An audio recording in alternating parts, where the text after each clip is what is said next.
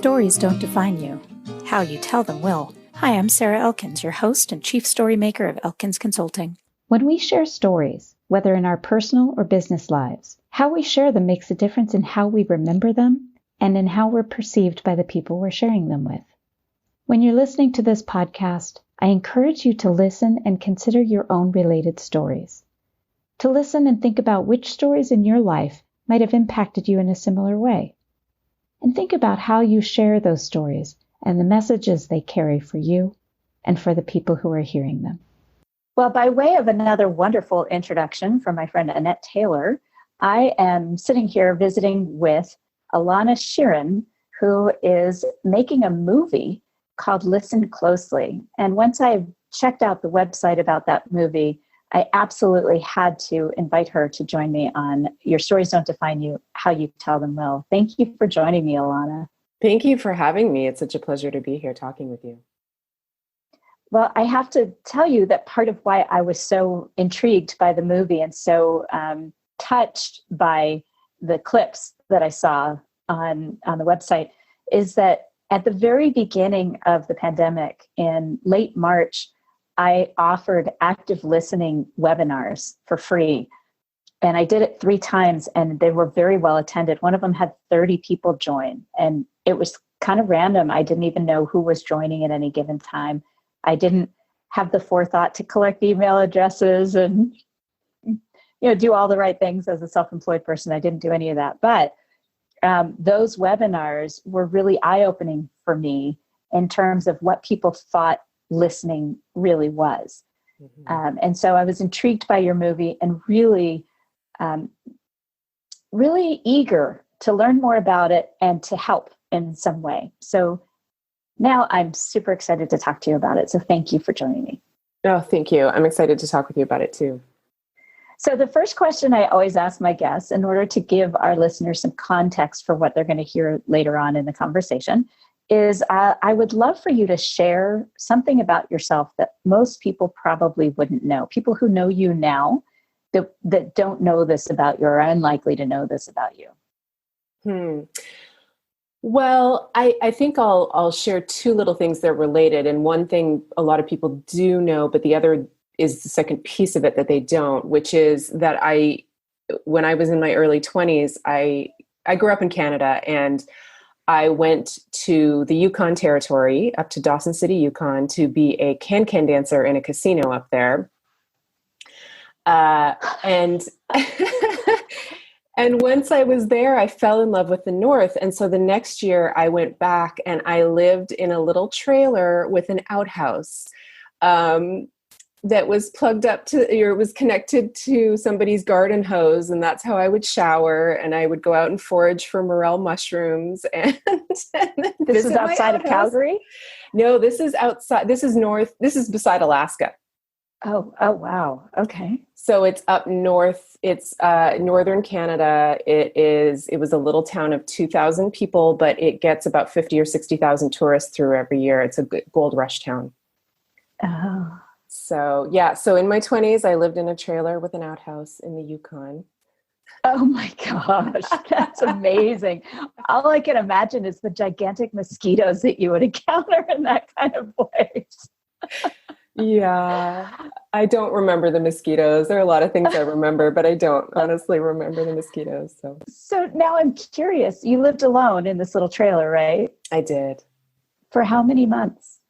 Or 8 weeks, 12 weeks? Let's see. That summer I was there, I think, for 3 months. So yeah, so about 12 weeks. There were others. I would not stay a full winter. So I went back for 4 seasons. And I lived in a cabin the last 2 and a house the first one, but the second one I lived in the trailer. And yeah, it was actually wonderful. It was so private and quiet. And I was in a time in my life where I was working 2 jobs. I was working in a bar and also in a clothing store. And I would just go in between jobs and I would sit just outside my little trailer. And there's this little creek that went by and I would just stare at it for hours. And I had no idea I had no idea what I was doing, but I think I was just sort of processing being in my 20s and just needing space And I got that space in a really interesting way. And I think so fondly of that time in my life. Wow. Do you remember being lonely at some point? Yes, I do. Because I was still in college, and I missed my friends. But also, there was something that was so overstimulating about all the work that I was doing. And it was just so peaceful. And I think I was meditating without realizing I was meditating. I would just go to a place of stillness. That sounds amazing. I'm sitting here like imagining you sitting on a log or the steps of your trailer and just breathing and hearing all the interesting sounds of the critters around you and the water and the wind blowing up through the trees. And I can just sit there next to you. Wow. It was a special time. Yeah. Well, I can really relate to that now, spending the time I do on the mountain behind my house here in Montana. And our listeners know that I spend a lot of time hiking up that mountain. It's called Mount Helena. And so I think that's part of why I can relate. And I think I could have related in my mid-20s as well, because I studied abroad in Australia when I was 19 and hitchhiked through New Zealand by myself on the way back. And there were many times where I was by myself for hours at a time, just kind of being. And I hope that more people in their youth, in their mid-20s, early to mid-20s, start to be more intentional about doing that and taking that time. Our older son is 21, and he is spending a lot of time out on lakes and streams just fishing by himself, spending hours processing, exactly as you said. And so, I just got a chill. That sounds like an amazing experience. So I'm guessing that has had a lot to do with what shaped you into what you're doing now, that taking that time, understanding the difference between overstimulation and being lonely, and choosing alone versus lonely, because that all has to do with the movie. Listen closely. So first, can you tell us a little bit about where you are in respect to the movie? And just for our listeners, this is being recorded in late August. So whatever we do in the blog post associated with the podcast when it's released, I'll make sure that there is an update to the status if there is an update at that time. Yeah, thank you. Yeah, so we have filmed 18 expert interviews with all sorts of incredible people. We got one of the last interviews with Ram Dass before he passed. Wow. Daniel Siegel, Dr. Daniel Siegel, who is an incredible best-selling author and brain, so much knowledge around the brain and brain development and child development.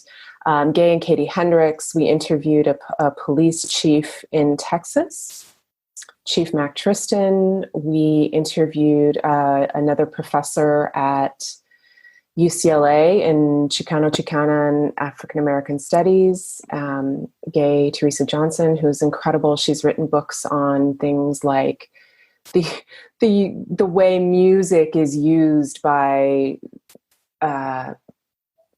immigrant populations to claim space in their new country. And it's just really, we've interviewed this incredible array of people. We've also we went to Corcoran State Prison and interviewed some inmates there who are part of a program. And we actually interviewed one of the founders of the program, Douglas Knoll, and the program is called Prison of Peace.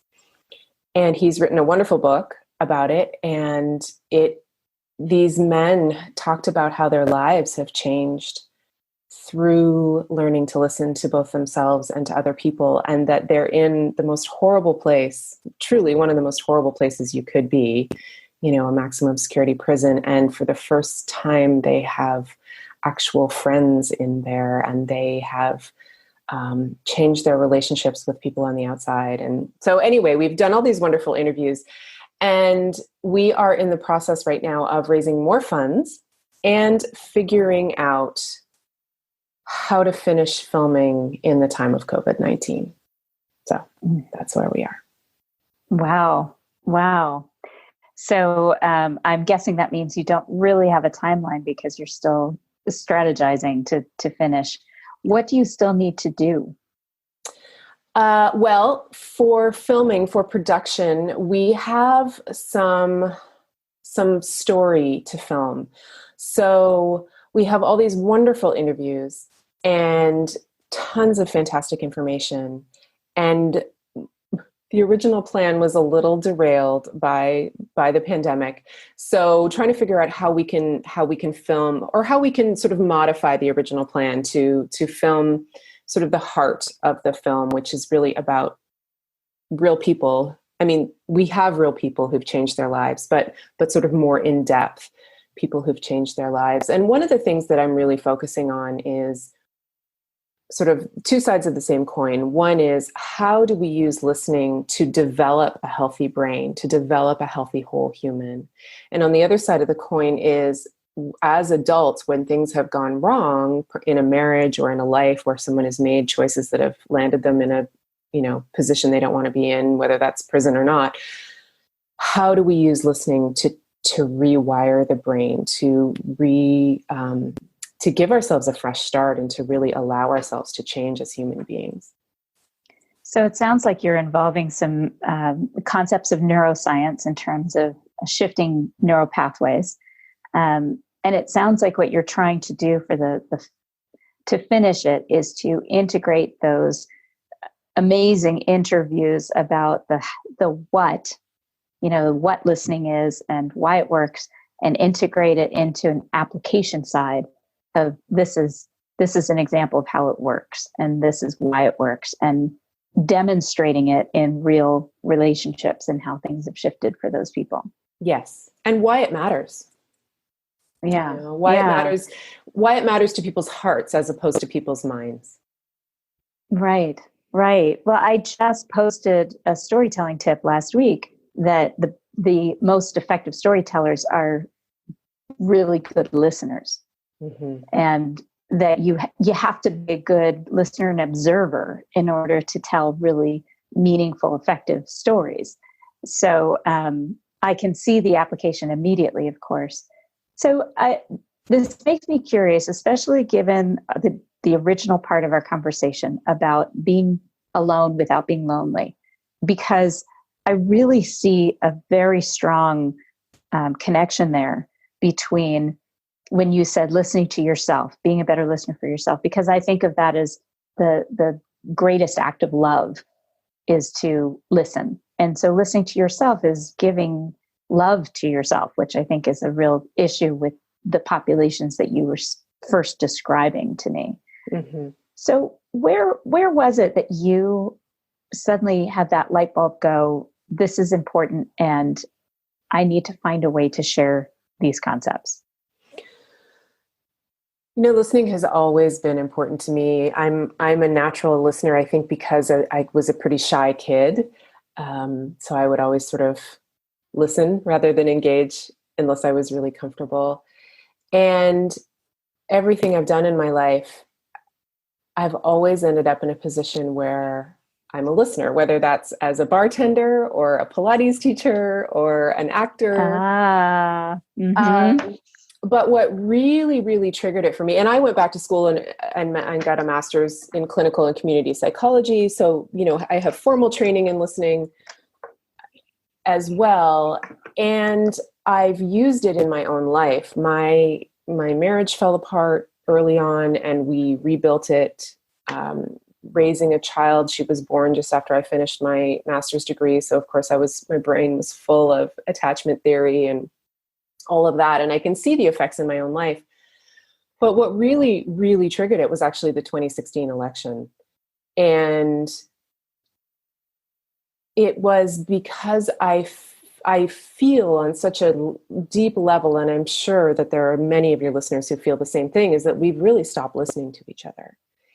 And so many of us don't even know how to listen to each other. So after the election, I was kind of burnt out on a personal level, career level. And I live right by the beach. So I was out on the beach every day, just kind of walking and sitting and listening to myself and thinking, I'm never going to have a creative idea again. I'm so burnt out.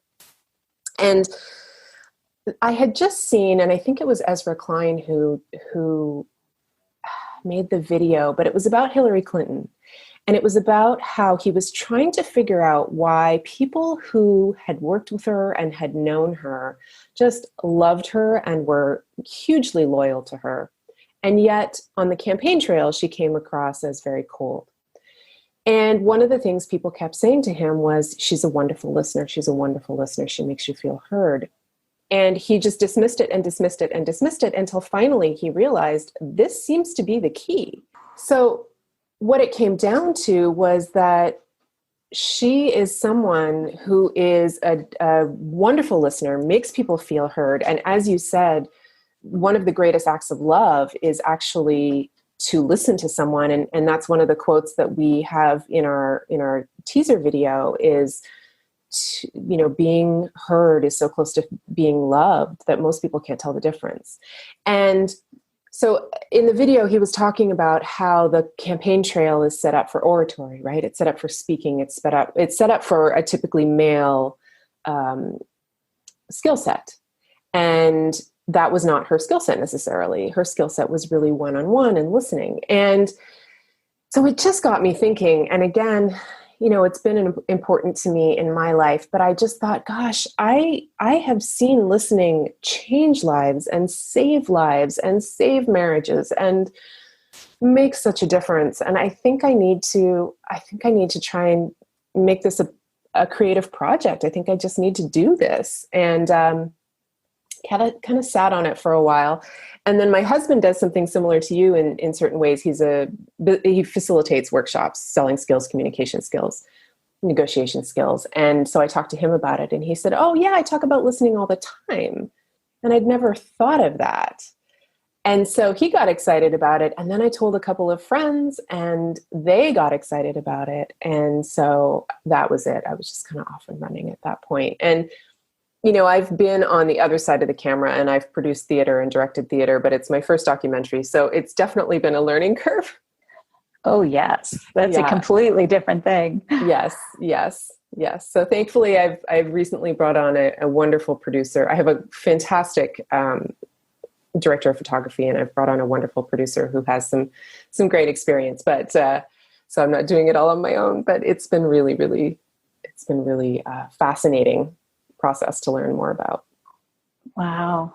Yeah. And I could see why that would push you to that point. A lot of us had very strong reactions after the 2016 election, one way or the other. And one of the things that I noticed immediately after was that I was feeling really sad. I felt betrayed by people. And I think what I had to do to separate myself was to remember that it wasn't against me, even though it felt like it was against me. One of the things that I noticed was that I would take it as, don't you know, this man has proven himself to be anti-Semitic and sexist, and I am a Jewish woman. So by voting for him, you must not love me. Mm-hmm. And I had to really separate myself. And then I had to really see that both sides were seeing completely different information. Like my Facebook feed looks really different from the Facebook feed of the people that voted the opposite direction politically. And so I had to really remind myself that it's about loving people, regardless of some snippet in time where I see something and I just jump to judgment based on one Facebook post or one time in a period in somebody's life where they go this direction that I can't understand. And so I had to start looking long term, like, well, what about all their other behavior? What about all the things you know about them? And I think it's not unlike those family relationships, like with a spouse, where you decide what's a deal breaker and what's not a deal breaker. And you start looking at all the wonderful things that person brings to your life versus these two things that they don't. And is that a deal breaker? And I think each of us has to decide that. Is it a deal breaker? It's, yeah. One of the women we interviewed, Desiree Attaway, who does consulting around diversity and inclusion and equity and justice, said something wonderful. And unfortunately, we'd already turned the cameras off. So I say it out loud as much as possible because I think it's brilliant, is when you go into a conversation, or when you go into a conversation, what do you want your relationship to be like on the other side? So do you want a long-term relationship? Is this relationship important? Well, then you can press pause. You can have the conversation again. You can, have the conversation over time. You can sort of modulate how you're having the conversation.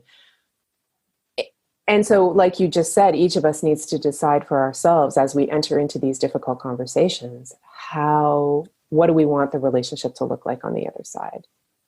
Mm-hmm. And that's exactly what I talk about when it comes to StrengthsFinder and communication from that is it's not about changing you. It's about understanding how you're being perceived and what your intention is after the conversation. How do you want this to end is how I've always presented it. So I really appreciate Desiree's comment, because I think that can help people think about what they're putting out there on social media. If they just stop and take that moment to think, okay, what do I want my relationships to be like out here, even in this digital space? So tell me, when you heard from your husband, he was super excited about it. He thought this really could be a valuable project. It could really help people. And your friends that you talked to were like, oh yeah, you should totally do that. What was the next step? Like, what was it that moment where the light bulb went on and you started really putting pieces together? So what we did next was actually probably a little bit backwards. Probably what I should have done is just research. But what we did was put a little video together to kind of give the flavor of the flavor of the heart of the film. I wanted people to see that, and I wanted people to see that we could make it look good too. And so I actually wrote a poem, and we filmed some footage and we put it to the poem, and it definitely got people interested, and people thought it was lovely. And it's kind of a little standalone piece in itself, actually. And then I just started asking people if they would talk to me. I started doing interviews, and people just kept saying yes. And, we were raising money at the same time, but just sort of smaller amounts as we were figuring it out. And yeah, people just kept saying yes. And so we just kept going. And then all of a sudden we kind of ran out of money, and shockingly enough. Yes, exactly. As that happens. And then it was like, okay, we've got all this incredible information. And I started talking with other people who were documentary filmmakers, and they were giving me good advice. How are you going to tie all this together? Because I didn't want it to be just a film of talking heads. And so then we started working on, what is the story behind it? And we were just about to start filming that when the pandemic hit. So again, it's one of those things where life feels really chaotic right now with everything that's happening. And, I'm sitting here, as I said to you earlier, with my windows closed because there are so many fires in California that I'm breathing smoke if I have them open. And it just feels like, how do we even function in this time, this political climate, this climate change climate, this pandemic? So really wanting to honor what's happening in the world around me as I rethink what's happening, is one of the things that's always been very important to me, is looking at the micro and the macro. So looking at the systemic issue, when populations are not listened to, not just individuals. And so all the protests that have been happening, you know, I'm really interested in. I don't want to, that's not my story to tell, but I do feel like it's a part of our story, part of the story around culturally not listening to each other. So just trying to integrate all of that right now and then really get ourselves set up so that when hopefully things ease, we're ready to just go with finishing up the filming. Mm-hmm. Mm-hmm. Well, it'll be relevant no matter when you finish it. So that's the thing. That's the thing. It's not like suddenly people are going to start being good listeners. So I know. I don't think you're at risk of not being relevant when you get it finished. I can tell you, I've been working with hundreds of coaching clients and teams, particularly in the employment area.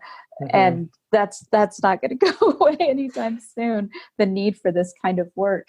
But it brings me back to this whole idea of you ran out of money, and I'm imagining that was a point where you had to decide what to do next, whether to go forward, how to go forward.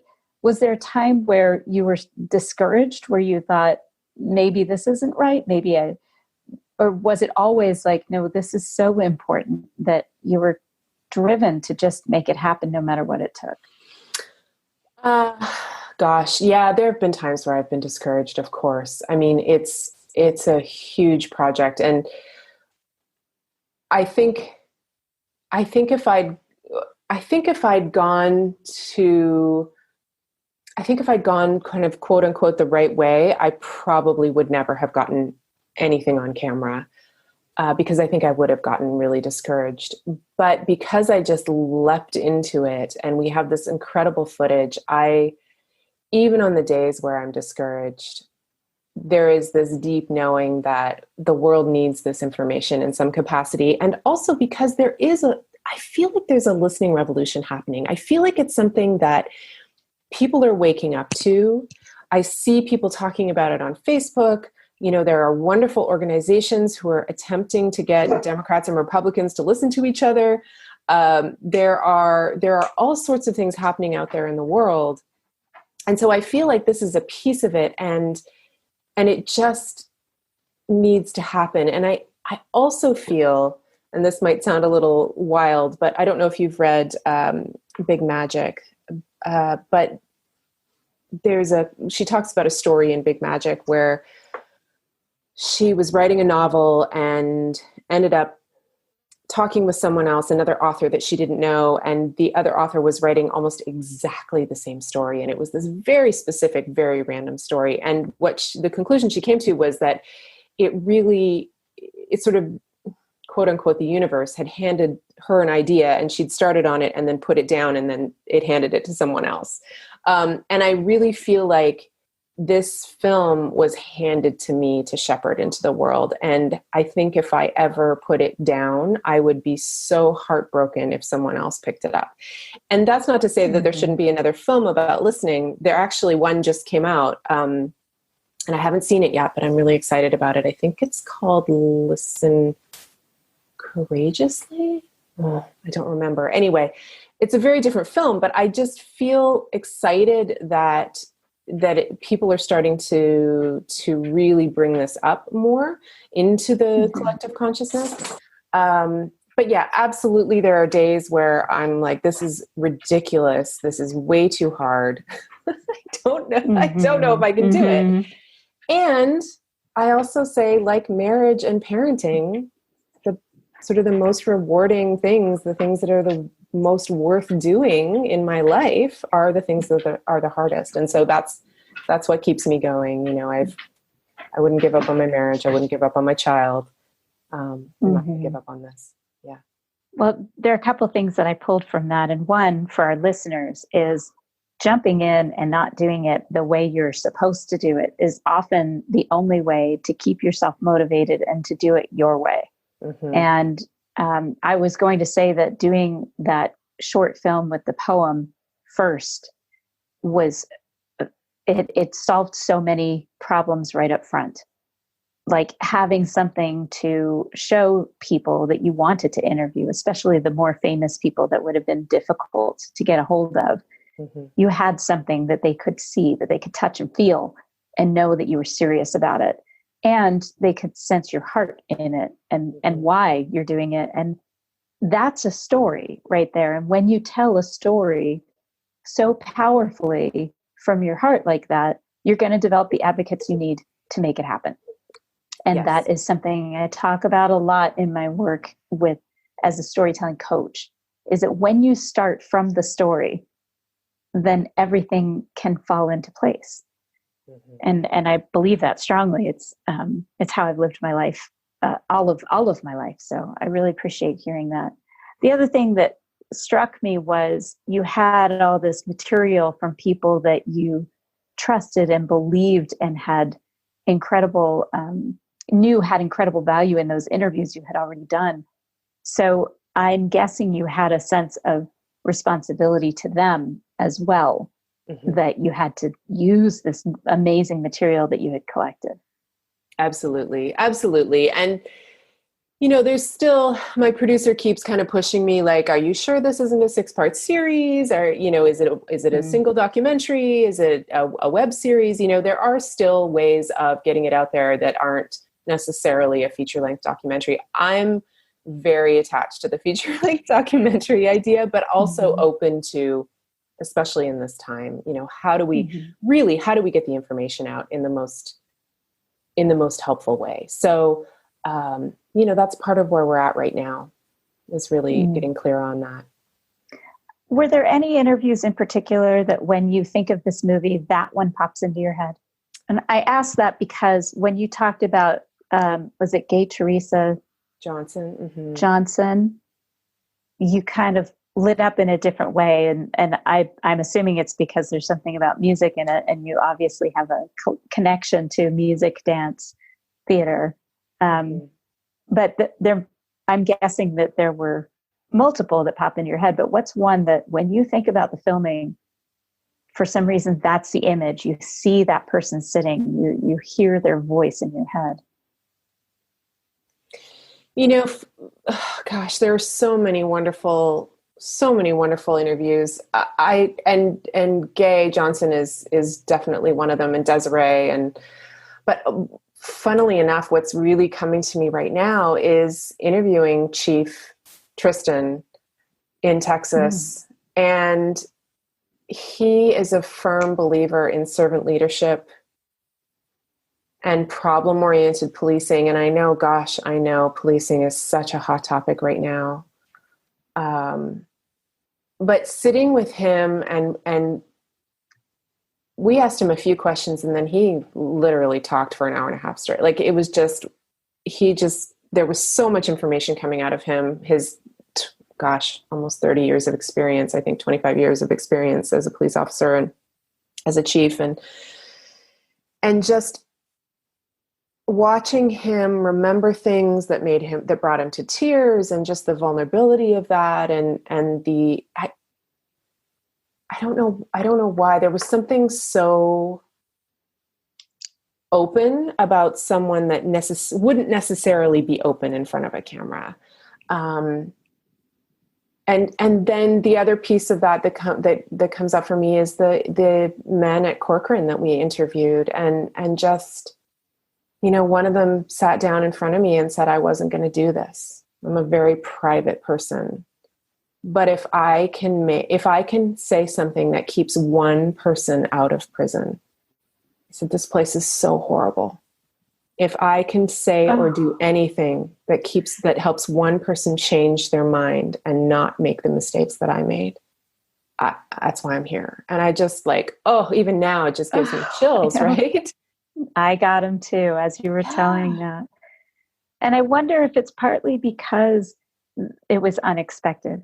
The other names, Daniel Siegel, you would expect that kind of language and touching, clear, thoughtful intelligence. I mean, you would just expect that from him. Also from Gay Johnson, you had that expectation.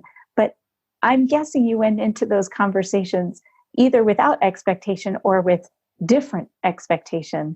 whatever that was. And so they surprised you in some way. So maybe that's why those are the conversations that really bring you back to those moments. Yeah. And yeah, I think for me too, we originally started with covering 6 areas: parenting, love relationships or intimate relationships, end of life, social justice, and business. And so we had so I interviewed people in all 6 different areas, and there were such beautiful things that happened in each of those topics, sitting down with someone who has become a hugely successful business person and talking with him about his journey as a listener, and how his family might still say that he's not the greatest listener in the world, but at work, people say he's a fantastic listener, so, and how sometimes it can be hard to translate. And also just, I think he's in the teaser video as well, saying, I think once you get someone to realize that I'm going to misquote him. I can't remember the exact words, but essentially once you start listening, your career takes off. Once you realize that if you're doing all the talking, you're not actually doing what you should be doing to get ahead. That makes so much sense. It's taken me decades. I think I was 40 before I started actually listening. And even now at 50, I keep catching myself doing too much talking and not enough listening. So I love that he said that. Who said that? David Gow. David Gow. And, that makes a lot of sense for when I think about the people that I found to be the best leaders, the ones who brought the best in me, the best out in me, encouraged me to bring everything I could to something. It was somebody that I would consider to be a good leader or a good listener. So that makes a lot of sense. I'll have to look him up and learn a little bit more about him.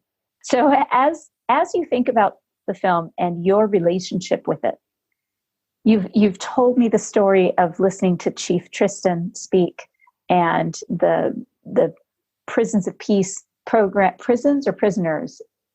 Prison of Peace. Prison of Peace. Douglas Noll, and you've kind of told me those stories to a certain extent. Is there anything about this journey for you, a specific incident that pops into your head as we're speaking, that you kind of find yourself sitting there again or standing there again, the light, the sounds around you, because you're obviously a very auditory person. That's what I'm getting from our conversation. Do you have something that just popped into your head, a vision, an image, a sound? Yeah, actually, being with Ram Dass. It was an incredibly magical afternoon. And, he had aphasia. And so it took him from his stroke in his 60s. And so it takes him time to get words out. But to sit with someone and to give them the space to get those words out, and to really, in those moments of being present and listening, to also realize how much, even being a listener, I don't give people the space to get their own words out. And I was talking about the idea of discernment the other day, how we need to discern when someone needs to be really deeply listened to, and then when we're just having back and forth conversation, because relationships are built on both of those things. And so what it said to me, in this presence of this human who spent so much of his life finding peace and sharing love and peace with others, and just the sort of the brilliance of his light being in the same room with him, and making the choice to very clearly give him the space that he needed to get the words out. And in that moment, it just really allowed me to drop into myself and be really present with myself and with my own ability to discern when that's appropriate and when that's not, and how much I still get caught up in my own kind of reactions and needs and step on other people, especially my parents or my husband, or, like it's so easy to do. Those we love. Exactly. Mm-hmm. And so that moment of just really being present with all of it at the same time was really beautiful. And just, he was just an incredible person to be in the room with too. Mm-hmm. Was it in a studio? No, it was in his home in Maui. In his home, okay. Yeah, he doesn't leave, or he didn't leave very much. He didn't leave. Yeah. And what was that like? What did it look like, the room that you were in? It was a living room.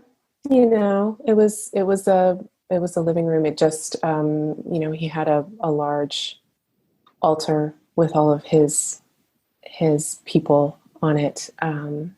But just a beautiful little space, and his house staff. Mm-hmm. Yeah, we have birds in the interview. They were talking to us. Yeah.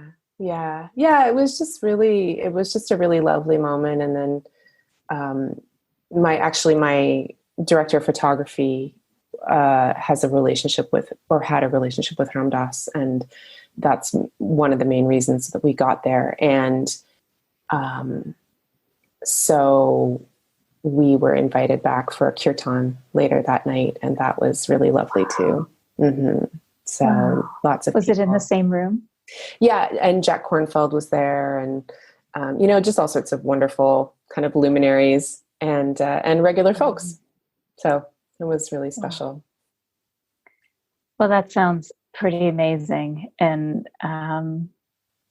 I'm really looking forward to seeing where this takes you, where this journey becomes something applied and resonant with a larger audience, a broader audience, because I would love to see this really make the impact that it has the potential to make.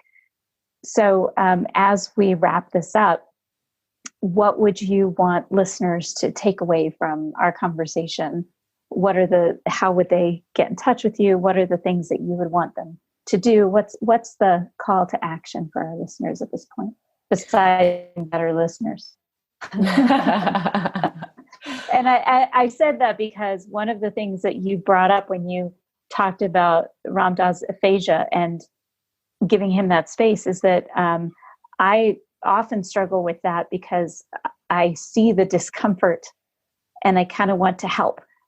Is jumping in with saying, well, is this what you mean? So that they don't have to finish the sentence if it's so much work for them. Because I have a friend that is struggling with that as well from a stroke. And so other than being good listeners, what would you want to share?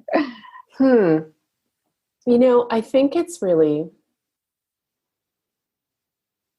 the word that keeps coming to me is discernment. And I think that what we really want to do is just learn more about ourselves so that we are more present and conscious when we are with others. And, that there, so often we're walking around with so much pain and so much confusion and so much fear. And the more we can listen to that in safe ways, whether that's on our own or with a professional help or a religious help or whatever it is, I really feel like the more we can just be present with what is, the more we are able to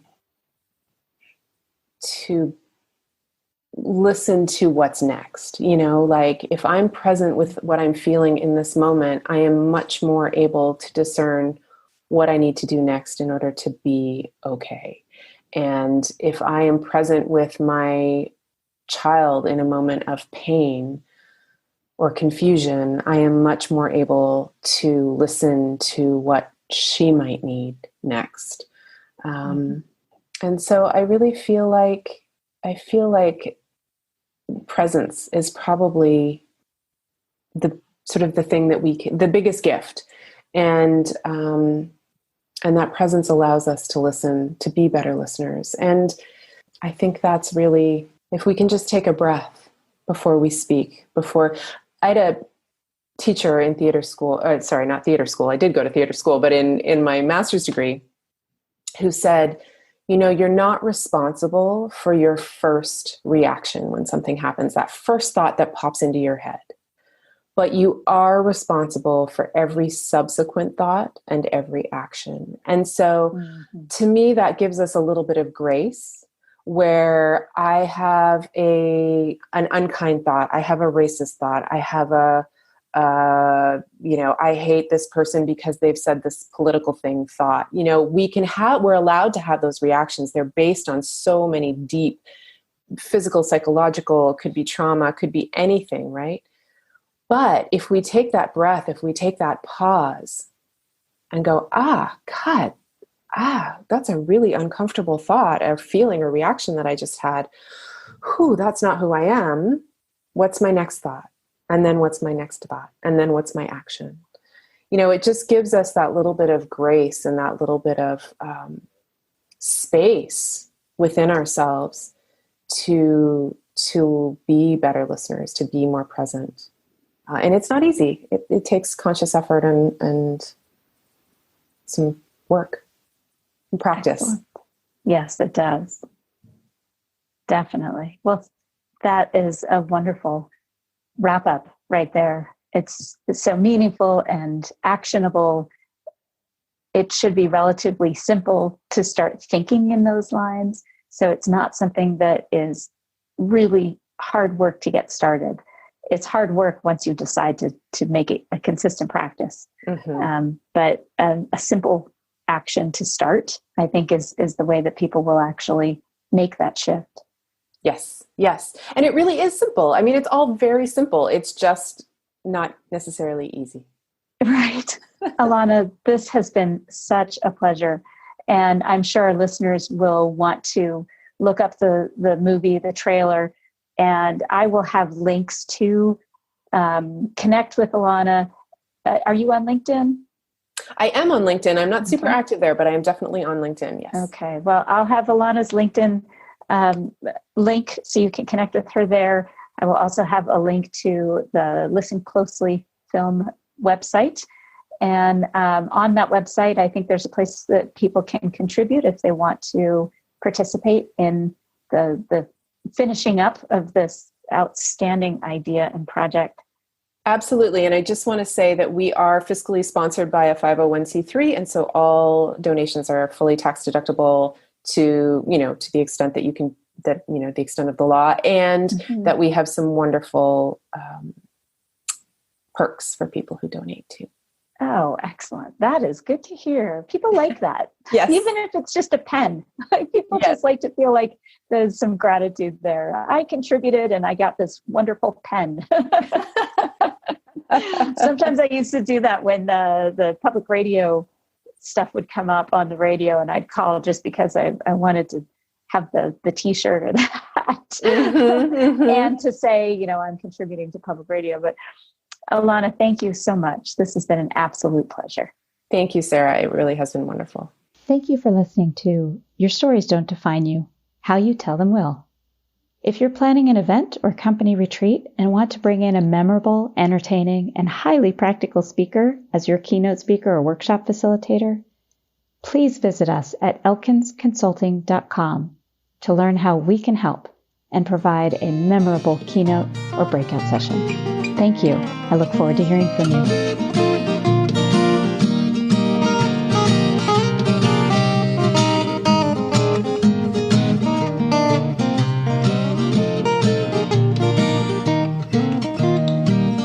Listen to me, honey, while I say, how could would you tell me